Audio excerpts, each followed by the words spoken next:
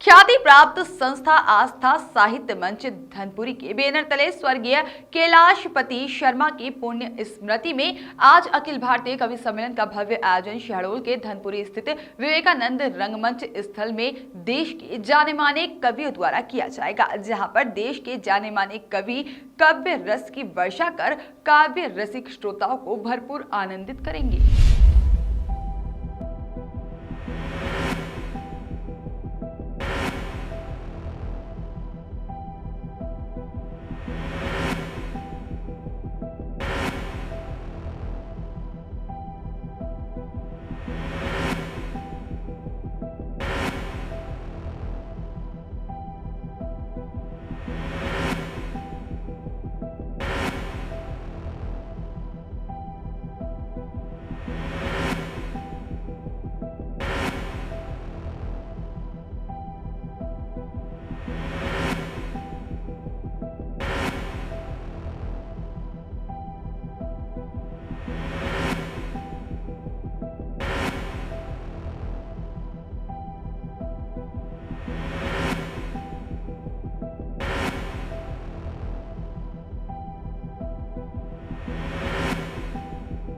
मैं कविता तिवारी हूँ, लखनऊ की मूलता हूँ और इस समय नोएडा में रह रही हूँ।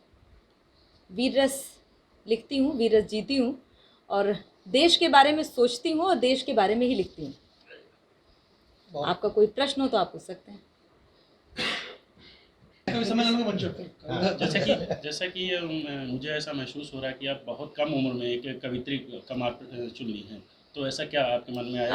अभी थोड़ी देर पहले आपने हमारे कवि कुल के बहुत बड़े रचनाकार से पूछा तो उन्होंने कहा कि कोई उम्र नहीं होती है, जन्मजात होता है। मुझे तो एक परंपरा से मुझे कविता प्राप्त हुई। मेरे पिताजी कवि हैं और मैंने घुट्टी में पी है कविता।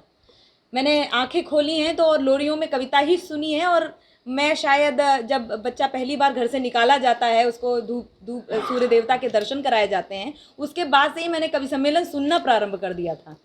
तो मुझे लगता है जब मेरी श्रवण इंद्रियां हुई थी सक्रिय, तो मैंने कविता ही सुनी है। तो ये तो मेरे रक्त में है, तो इसकी कोई उम्र नहीं होती। ऐसी कोई कविता सुनाना चाहेंगे जो वीर रस की? आज बिल्कुल आप सबको आमंत्रित करूंगी कि आज कवि सम्मेलन पूरा सुन के जाइएगा, तो वहाँ बहुत सारी कविताएं आप सुनेंगे। आगामी भविष्य में आप अपनी कविता के माध्यम से समाज को क्या संदेश देना चाहती हैं? कविता का उद्देश्य सदैव ये रहा है कि देश ऊपर हो।